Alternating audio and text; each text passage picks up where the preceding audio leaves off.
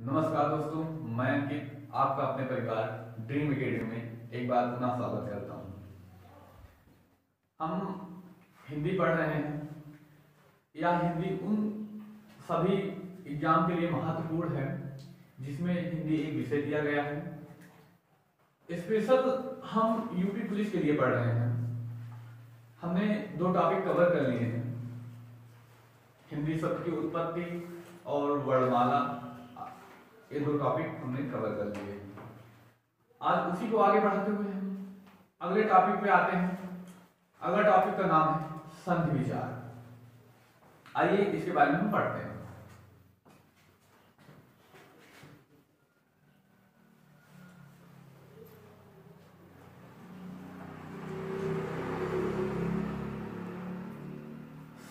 संधि विचार आज एक पहला पार्ट होगा।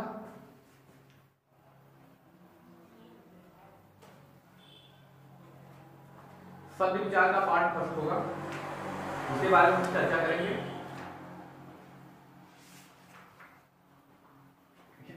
अगर हम चर्चा करने चल रहे हैं, इससे पहले हमारी बात ध्यान दीजिए कि अगर मेरा यह वीडियो या टॉपिक आपको समझ में आता है तो हमारे चैनल को लाइक, सब्सक्राइब, शेयर जरूर करिएगा। आगे हम पढ़ते हैं। संधि संधि संधि लिखा पहले कैसे जाता है? इसको लिखने के दो तरीके हैं। पहला हमने लिख रखा है, दूसरा कैसे लिखा जाएगा?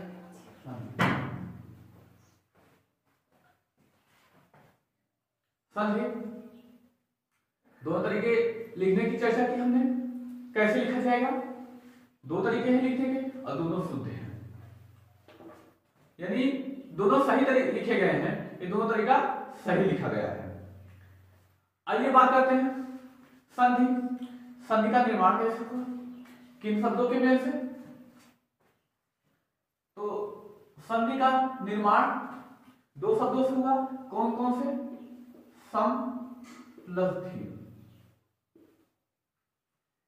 कौन से दो शब्द हैं? सम प्लस धी। अब इन दोनों का अर्थ क्या होता है? सम का अर्थ सम्यक रूप से,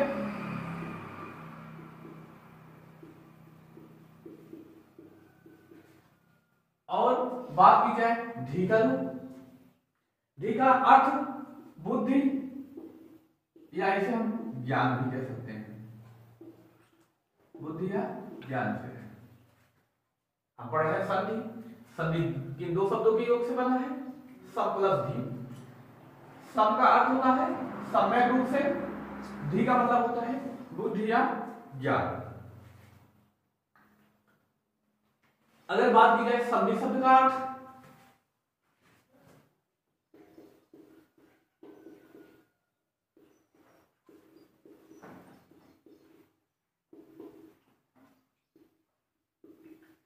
बात की जाए संधि शब्द के अर्थ के बारे में, तो संधि शब्द का अर्थ मेल या जोड़ या योग होता है। मेल, इसी को हम जोड़ कह सकते हैं या इसी को हम योग कह सकते हैं।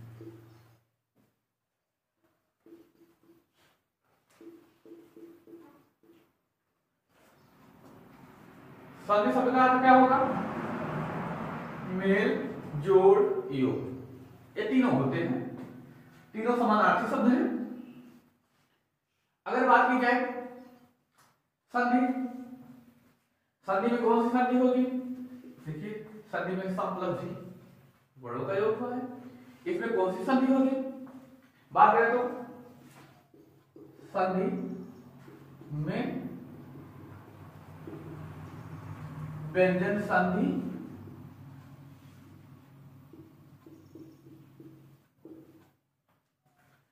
संधि में कौन सी संधि होगी? तो संधि में व्यंजन संधि होगी। अगर बात की जाए संधि में व्यंजन संधि होगी, इसके आगे बात करें संधि का विलोम क्या होगा। तो संधि के विलोम के बारे में चर्चा की जाए।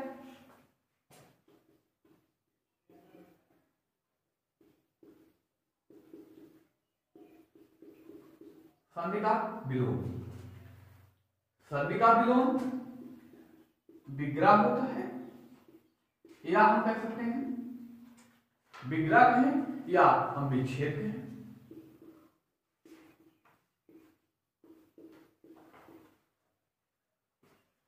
संधि का विलोम क्या होगा, विग्रह या विच्छेद, दोनों सही है। क्या है, हम संधि का अगर पूछा जाए विलोम क्या होगा तो विग्रह या विच्छेद। जब भी पेपर में पूछा जाएगा ये दोनों ऑप्शन एक साथ नहीं होंगे। क्यों? क्योंकि ये दोनों सही होते हैं। आगे बात करें तो एक बात इससे पता चलती है, एक शब्द के एक से अधिक विलोम हो सकते हैं। देखिए जैसे संधि, संधि का एक से अधिक विलोम है। इससे यह भी पता चल जाता है कि संधि में एक से अधिक विलोम है, तो इससे पता चलती है कि एक ही शब्द के एक से अधिक विलोम हो सकते हैं। जरूरी नहीं है कि एक ही शब्द का एक ही विलोम हो। आगे बात करते हैं संधि की परिभाषा के बारे में।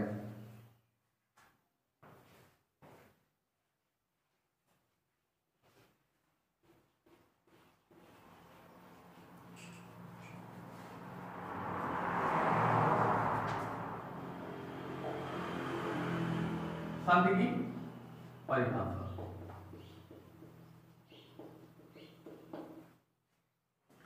याद रखिएगा संधि में वर्णों का मेल होता है, जबकि समास में शब्दों का मेल होता है। इसमें काफी कंफ्यूजन रहता है, पेपर जब भी आ जाता है तो बच्चे गलती कर जाते हैं। इसलिए याद रखिएगा संधि में किसका मेल होगा, वर्णों का। पूछा जाए संधि की वर्णों का मेल किसमें होता है, संधि में। शब्दों का मेल तो समास में। यही चीज की परिभाषा लेते हैं, दो निकटवर्ती वर्णों के मेल से होने वाले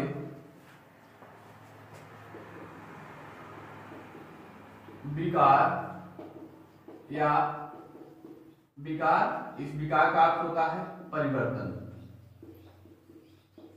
दो निकटवर्ती वर्णों के मेल से होने वाले विकार, इसी विकार का अर्थ होता है परिवर्तन।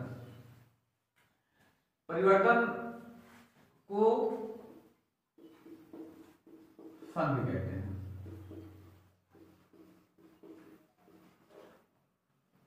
हम एक विषय में बार बार चर्चा कर रहे हैं कि संधि की परिभाषा क्या होगी। तो संधि में वर्णों का मेल होगा, संधि में किसका मेल होगा, वर्णों का मेल होगा, और समास में शब्दों का मेल। याद रखिए क्या विद्यार्थी अक्सर गलती कर जाते हैं, किसमें यही गलती होती है। पूछा जाएगा संधि किसे कहते हैं, तो ऑप्शन में दो ऑप्शन निश्चित ही रहेंगे, वर्णों के मेल और शब्दों के मेल को। अगर संधि पूछा जाए तो याद रखिएगा वर्णों का मेल होगा, ना कि शब्दों का मेल। शब्दों का मेल होगा तो समास होगा। यहां गलती बार बार होती है, इसलिए हम इसकी बार बार चर्चा करते हैं। आगे बात करते हैं संधि के भेद के बारे में। संधि के भेद या प्रकार, कितने प्रकार के संधि होते हैं, तो संधि 3 प्रकार की होती है। कौन कौन से, उनकी चर्चा करें। स्वर संधि,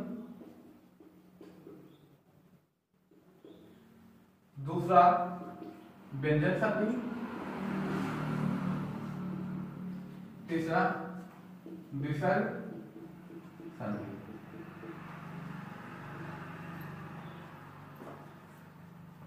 संधि के प्रकार की बात करें, संधि कितने प्रकार की होती है, तो 3 प्रकार के, स्वर, व्यंजन और विसर्ग संधि। अब इन संधियों में किस प्रकार के वर्णों का मेल होता है, इनके बारे में चर्चा करें।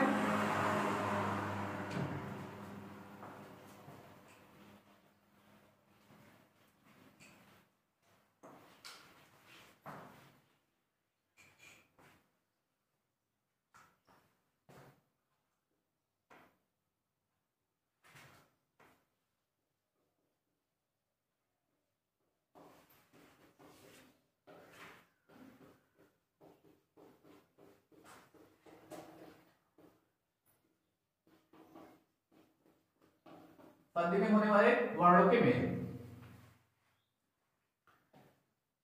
संधि में कौन कौन से वर्ण मेल होते हैं, किस प्रकार के वर्ण के मेल होते हैं, आइए इसकी चर्चा करते हैं। पहले हम इसको थोड़ा सा ध्यान दें। हम दो प्रत्येक प्रकार दो बार लिखते हैं, स्वर स्वर, व्यंजन व्यंजन, विसर्ग विसर्ग।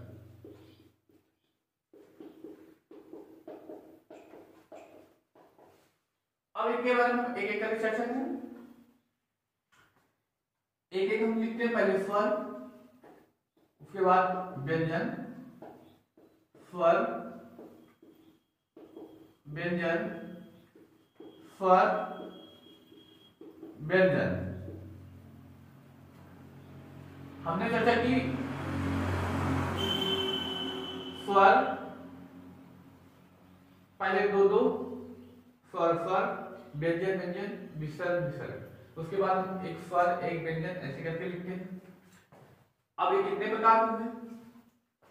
1 2 3 4 5 6, यानी वर्णों का मेल कितने प्रकार से होता है?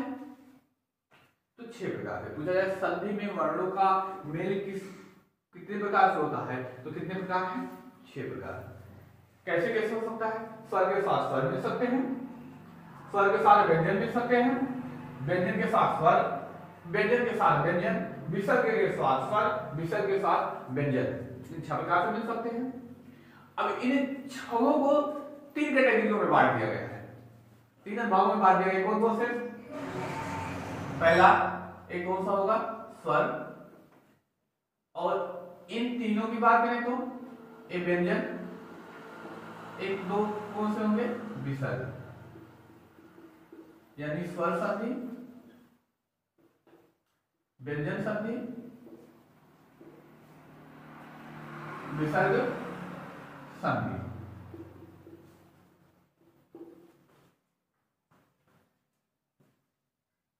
प्रकार तीनों पढ़ लिया, स्वर संधि, व्यंजन संधि और विसर्ग संधि के बारे में। हमने ही इसकी परिभाषा की भी चर्चा कर ली।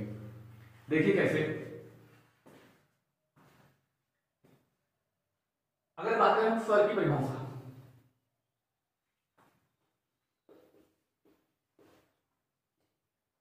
स्वर संधि,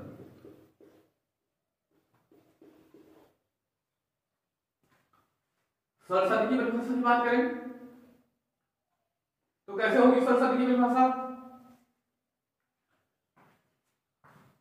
स्वर के साथ किसका मेल हुआ? स्वर का। यदि स्वर के साथ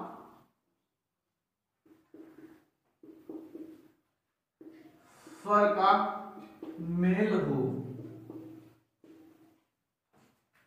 यदि स्वर के साथ स्वर का मेल हो और मेल हो तो वहां पर स्वर संधि होगी। कौन सी संधि? तो स्वर संधि होगी। यदि स्वर के साथ स्वर का मेल हो, स्वर के साथ स्वर का मेल हो तो वहां पर कौन सी संधि होगी? स्वर संधि। या इसको ऐसे भी लिख सकते हैं, दो निकटवर्ती स्वरों के मेल से होने वाले परिवर्तन, इसी को क्या लिखा जाता है? विकार। दो निकटवर्ती स्वरों के मेल से होने वाले परिवर्तन या विकार को स्वर संधि कहते हैं।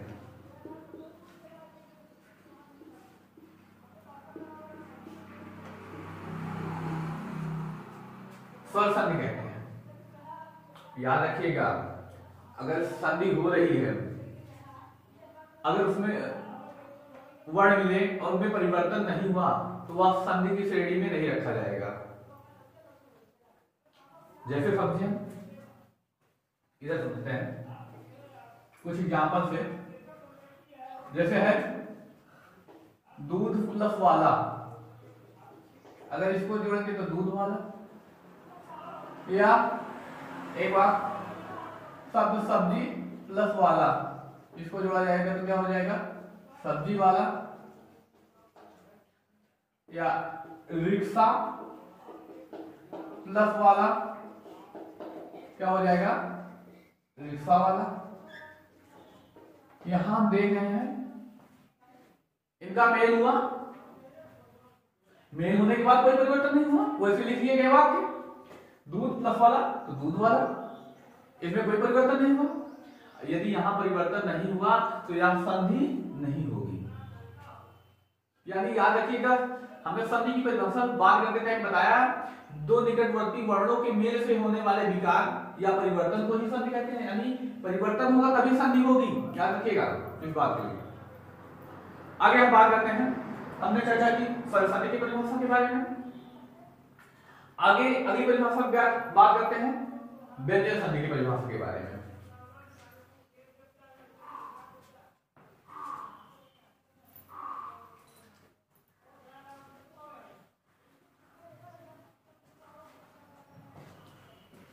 आगे बात करें व्यंजन संधि।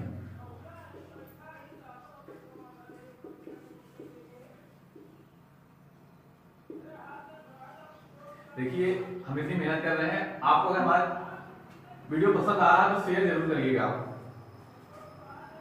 आगे बात करें व्यंजन संधि की परिभाषा के बारे में। व्यंजन संधि की परिभाषा बात करें, इनमें हमने चर्चा की, इनमें कौन सी संधि होगी व्यंजन संधि। इन तीनों में यानी किन वर्णों का मेल होगा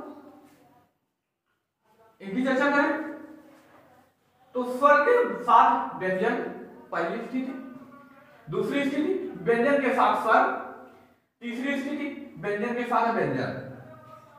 इन तीनों स्थितियों में कौन सी संधि होगी तो व्यंजन संधि होगी। कौन कौन सी स्थिति, एक बार फिर से, स्वर के साथ व्यंजन, व्यंजन के साथ स्वर या व्यंजन के साथ व्यंजन। इन तीनों स्थितियों में कौन सी संधि होगी व्यंजन संधि। अब यहीं से हम परिभाषा लेते हैं व्यंजन संधि की। यदि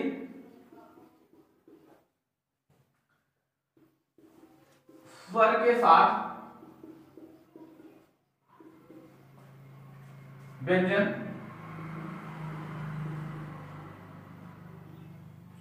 व्यंजन के साथ स्वर,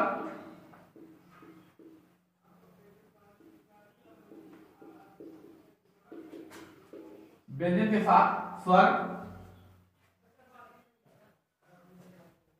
तथा व्यंजन के साथ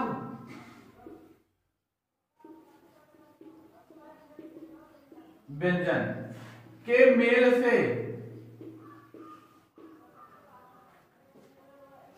विकार, विकार यानी परिवर्तन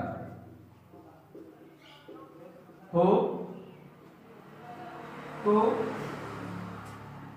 वहां पर व्यंजन संधि होगी।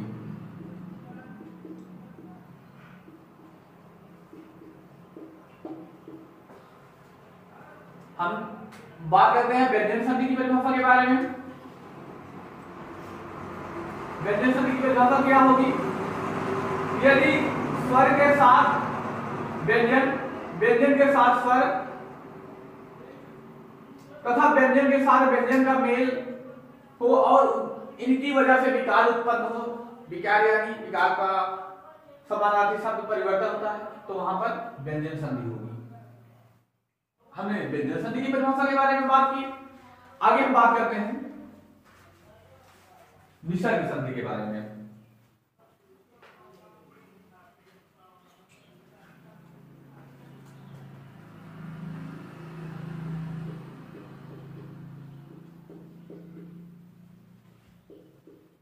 विसर्ग संधि, विसर्ग संधि के बारे में बात करें, विसर्ग संधि होगी क्या, इन दो शब्दों से हम पता कर सकते हैं। कौन से दो शब्द? इनके बाद यही चीज की परिभाषा लेते हैं। यदि विसर्ग के साथ स्वर तथा विसर्ग के साथ व्यंजन के मेल से परिवर्तन हो तो वहां पर व्यंजन संधि होगी।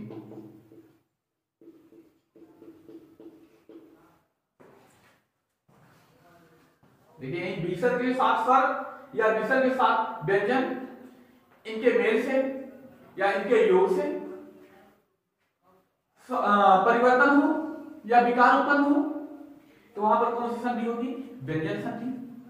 या इसको एक तरीके से और परिभाषित कर सकते हैं। वह तरीका कौन सा है जिसकी चर्चा करें? यदि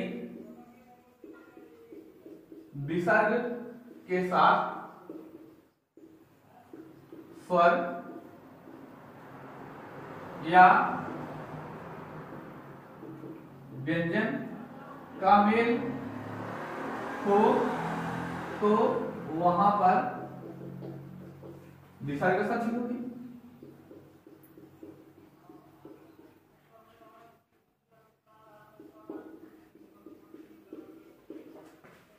यदि विसर्ग के साथ स्वर या व्यंजन का मेल हो तो वहां कौन सी संधि होगी?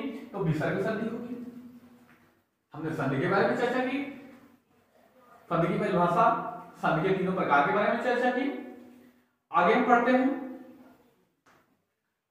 आगे हम प्रकार पढ़ते हैं किसके? एक एक के बारे में, एक एक नियम क्या है संधि का, उनकी चर्चा करें।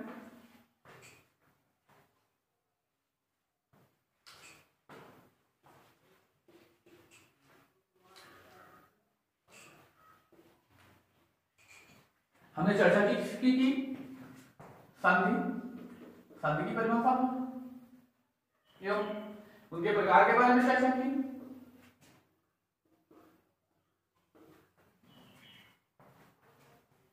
कितने प्रकार के? 3। कौन कौन से?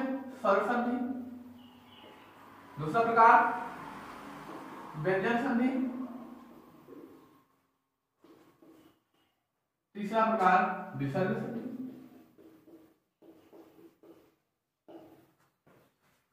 इन तीन के बारे में चर्चा की।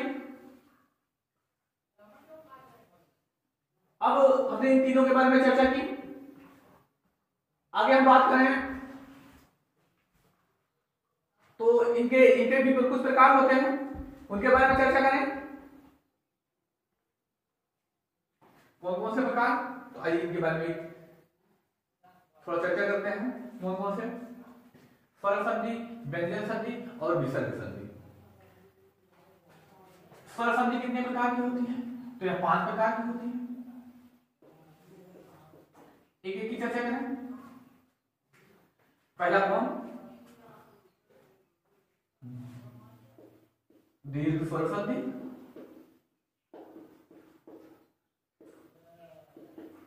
पहला प्रकार कौन सा है? दीर्घ स्वर संधि। दूसरा प्रकार गुण स्वर संधि। तीसरा प्रकार, तो तीसरा प्रकार है वृद्धि स्वर संधि।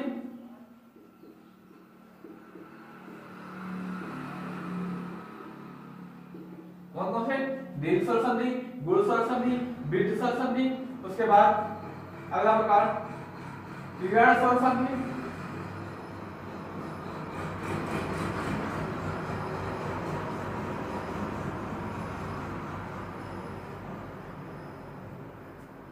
माफ कीजिएगा, पास में सड़क है तो वहां से वाहन ट्रैफिक थोड़ा अगर दुनिया चालू रहती है, इस कारण थोड़ा आवाज आ जाती है। बाकी अगर कोई वीडियो में और कोई प्रॉब्लम हो तो बताइएगा। ईयर स्वर संधि, चौथा प्रकार कौन सा है? ईयर स्वर संधि। पांचवा प्रकार है अयादि स्वर संधि।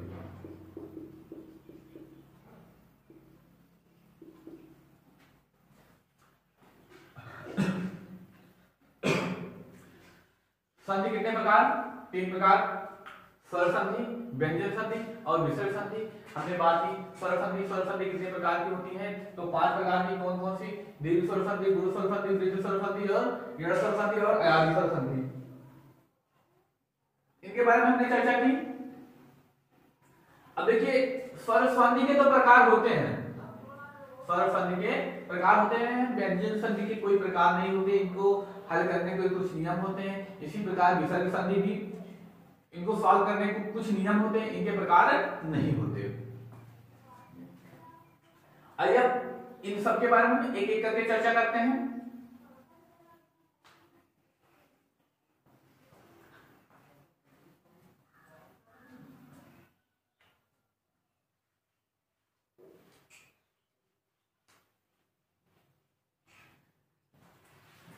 पहला प्रकार है, इनके बारे में चर्चा करें। कौन सी संधि है? स्वर संधि में हमने बात की पहले प्रकार के बारे में। पहला प्रकार कौन सा है? स्वर दीर्घ स्वर संधि। पहला प्रकार कौन सा है? दीर्घ स्वर संधि।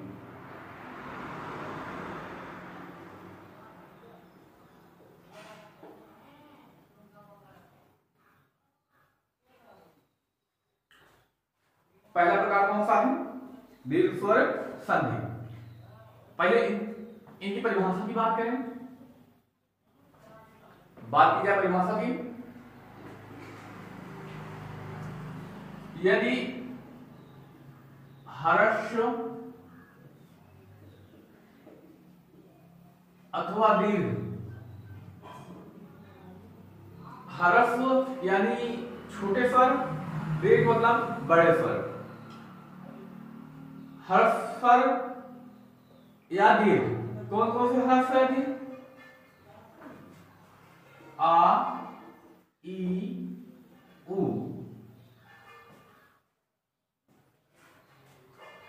कौन कौन से? तो आ, ई, उ।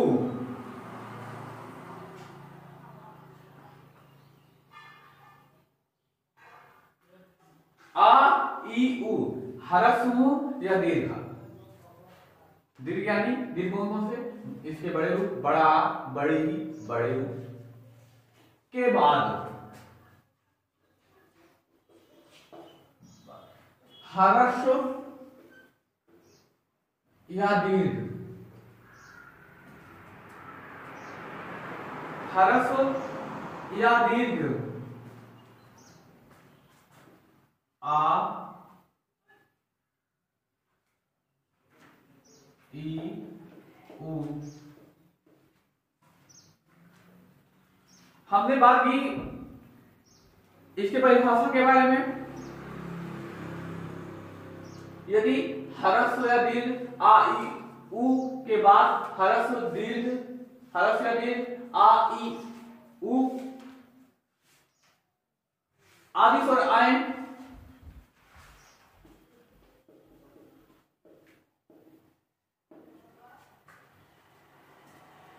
यदि स्वर आए तो दोनों आपस में मिलकर, दोनों आपस में मिलकर दीर्घ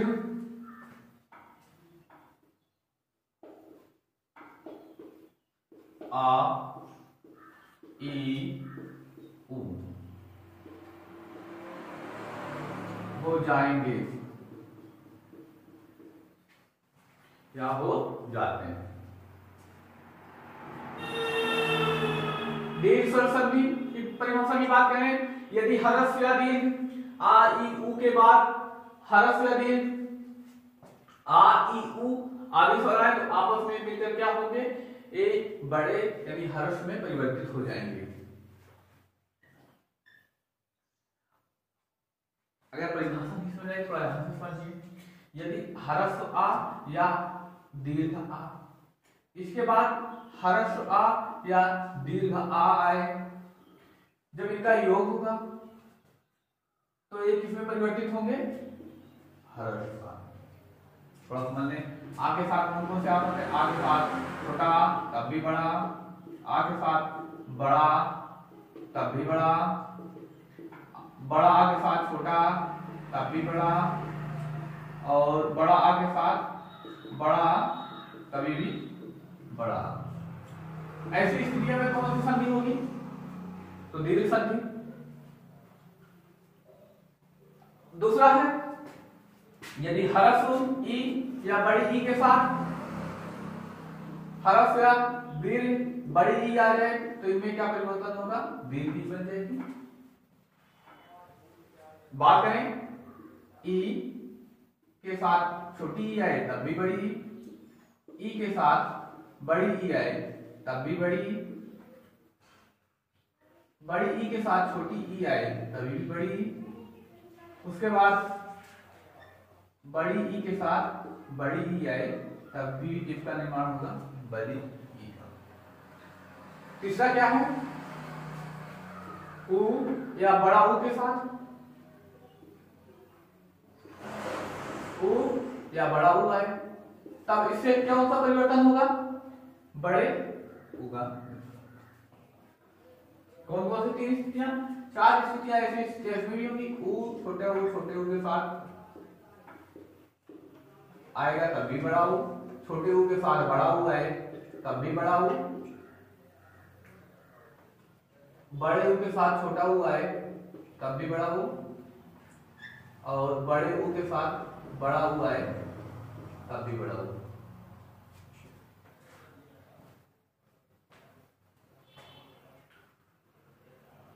इन स्थितियों के बारे में आइए एग्जाम्पल से पढ़ते हैं। एग्जाम्पल इसका पढ़ते हैं।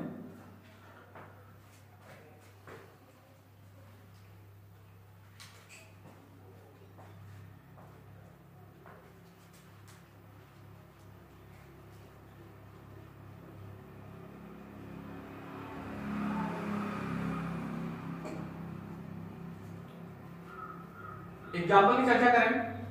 पहला एग्जाम्पल बात करें, धर्म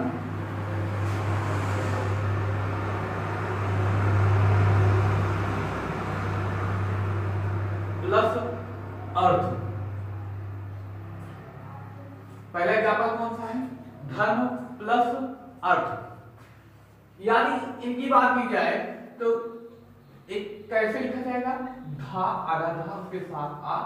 याद रखिएगा ए रा जो होता है इसके आगे लगता है माँ, माँ के साथ कौन सा पद? आ जुड़ा हुआ है। उसके बाद यहाँ पर क्या है?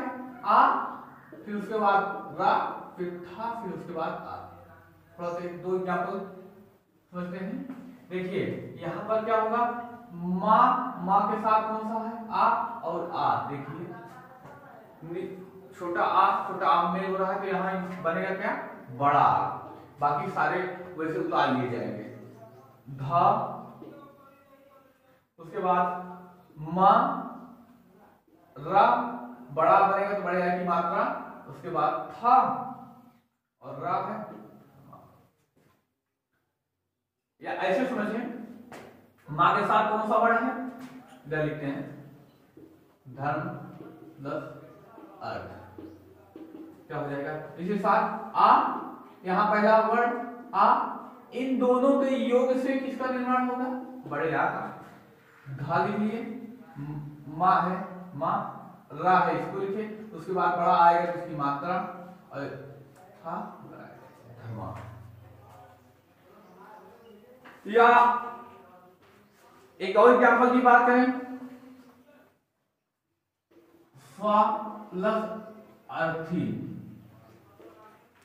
आर्थी नहीं होता है, बहुत सारे बच्चे आर्थी लिख देते हैं, लेकिन यहां क्या होगा? अर्थी होगा। इसकी चर्चा की जाए तो इसमें क्या है? आ और कौन सा है? आ। इन दोनों के योग से किसका निर्माण होगा? बड़े आ का। फा, उसके बाद वन, उसके बाद यहां पर बड़े आ का निर्माण होगा। तो बड़ा आ लिखा नहीं जाएगा, उसकी मात्रा लग जाएगी, बड़े आ की मात्रा खड़ी पाई। उसके बाद ये यहाँ पर आ था, इसके सबके स्थान पे क्या हो गया, बड़ा, और क्या बन गया, स्वार्थी। स्वार्थी हो गया। आगे बात करें विच्छेद में, अगर बात करें तो देवालय लिखा हुआ है, देव प्लस क्या होगा, आलय। अगर बात करें, देखिए इसमें कितने वर्ण होता है, एक बार यहां पर आ छोटा, यहां पर बड़ा। अगर बात की यदि छोटे आ के साथ भी बड़ा आ आए तो किसका निर्माण होता है, बड़े आ का। देखिए देव लिख रहे हैं, इसकी मात्रा बड़े आ की, यहाँ इसके स्थान पे यहाँ आ और इसके स्थान पे लिख दिया गया, लय बचा, देवालय हो गया। आगे बात करें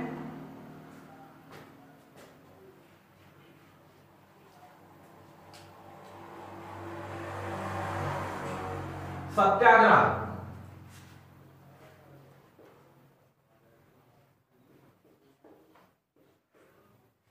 इसका क्या होगा, देखिए सत्य प्लस आग्रह होगा।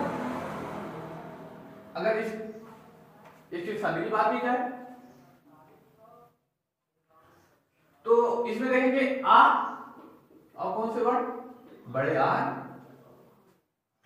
छोटा आ, उसके बाद कौन सा वर्ण, बड़ा आ, ये बड़ा है, इनके योग से किसका निर्माण हुआ, बड़े आ के। देखिए यहां से आ लिया गया और यहां से बड़ा आ लिया गया, सत्य बचा, हम सत्य लिख दिए। उसके बाद बड़ा आ का निर्माण हुआ, यानी बड़े आ की मात्रा सत्या हुआ, और यहां पर ग्रह बचा, हम ग्रह लिख दिए, हो गया किसका निर्माण, सत्याग्रह का निर्माण। आगे बात की जाए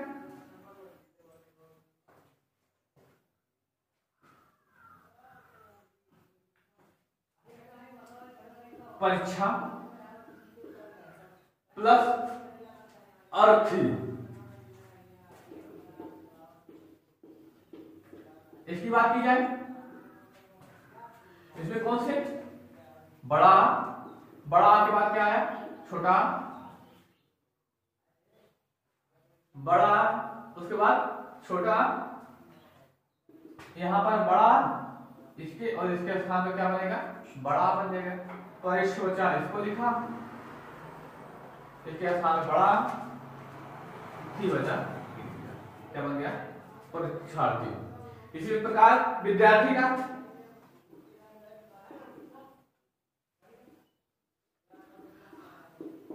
आप लोग विद्यार्थी का कमेंट बॉक्स में बताइएगा विद्यार्थी का संधि विच्छेद क्या होगा। ऐसे ही होगा, आप लोग कमेंट करिएगा कि कैसे होगा, बहुत पूछा जाने वाला प्रश्न। आप लोग विद्यार्थी हैं तो इतना आपको पता होना चाहिए, आप थोड़ा समझिए, आप हमें कमेंट में बताइएगा जरूर कैसे होगा। आगे बात हम करें, इसकी बात की जाए, अति प्लस यू, इसमें किसका मेल हुआ, बड़ी की, सॉरी छोटी, इसमें किसका निर्माण हुआ, छोटी, इनके योग से किसका निर्माण होगा, बड़ी। देखिए यहां से आ छोटी ई हटाएंगे तो क्या बनेगा, आधा का, और उसके बाद ई बचेगा, यहां पर ई और यहां वह बचेगा, इन दोनों के स्थान पर बड़ी ई का निर्माण होगा, यानी लिखा क्या जाएगा, आ आधा का। अब हमने बात की अगर स्वर व्यंजन के साथ स्वरों का मेल हो जाए तो अपूर्ण हो जाता है, यानी अगर हम आधा का है,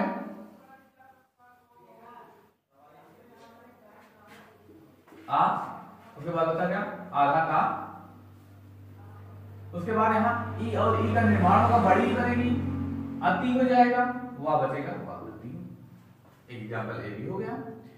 और एग्जाम्पल की बात करें, और कौन से एग्जाम्पल होंगे, आप लोग बताइए कौन से।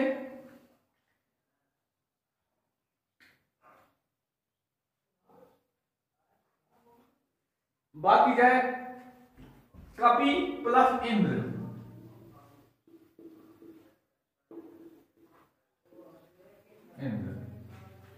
इसमें किसका मेल हुआ? छोटी छोटी निर्माण किसका होगा? बड़ी का। यहाँ पर देखिए का छोटी की मात्रा हटेगी तो आधा का बनेगा, और इन छोटी के बाद क्या हो जाएगा? बड़ी, यानी का बड़ी की मात्रा आधा ना दा बचा, कपिंद्र। ये हो गया। आगे बात की जाए गिरी प्लस ईस, इसमें क्या क्या है? छोटी और बड़ी योग होगा तो किसका निर्माण होगा? बड़ी का। गी लिखा गया, आधा राम हो जाएगा, अब बड़ी की मात्रा लगेगी, बड़ी की मात्रा आ गई, इधर बचा क्या? गिरी शब्द का निर्माण हुआ। आगे बात की जाए और एग्जाम्पल के बारे में, कौन कौन से?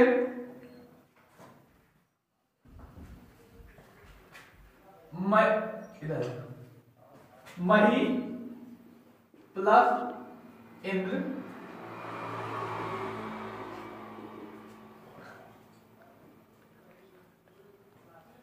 मही प्लस इंद्र,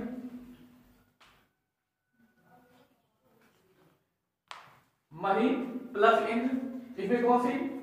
बड़ी और छोटी, इनका निर्माण होगा कौन सा बनेगा? बड़ी मां, उसके बाद क्या होगा? हा, बड़ी की, इसका नाम बड़ी हो जाएगा, ई के स्थान पे आधा बचन ना और दा, महेंद्र।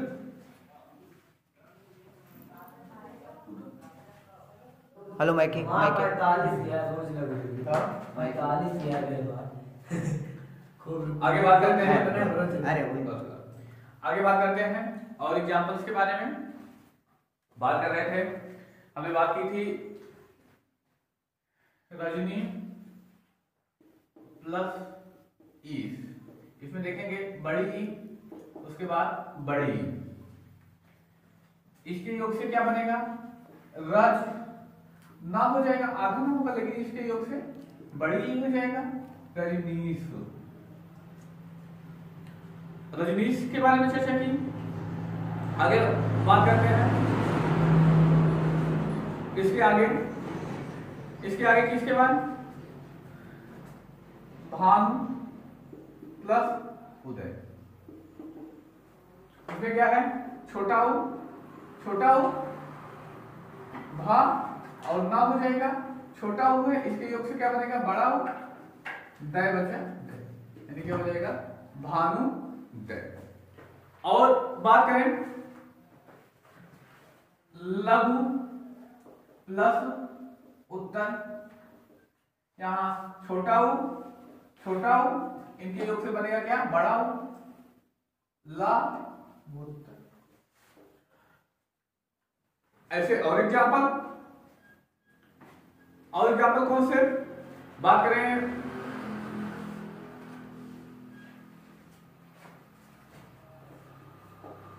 गुरु प्लस उपदेश, यहां क्या है? छोटा उ मिलेगा, क्या हो जाएगा? बड़ा उ,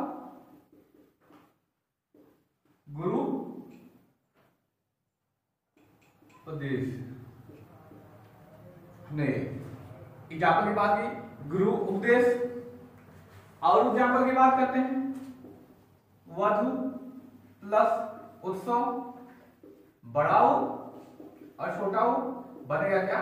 बड़ा उ ही बनेगा, क्या हो जाएगा? वधु उत्सव। और कुछ एग्जाम्पल की बात करें, कौन से एग्जाम्पल बात की जाए तो साधु प्लस पूज्य, क्या है? बड़ा उ, छोटा उ बनेगा क्या? बड़ा उ, साधु। और बात की जाए भू प्लस ऊर्जा, क्या हो जाएगा? यहां पर बड़ा उ, यहां बड़ा उ बनेगा क्या? बड़ा उ, भू ऊर्जा। अब हम उम्मीद करते हैं हमने बात की दीर्घ संधि के बारे में। अब बची बाकी चारों संधियां संधि के प्रकार में। उसके बाद विसर्ग संधि, व्यंजन संधि, इनकी चर्चा हम अगले पार्ट में करेंगे।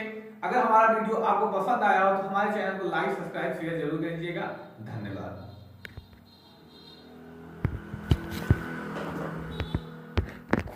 जानते हैं तो फिर नहीं हुआ? अरे सेब को तो होती है कार्ड ही नहीं करनी चला।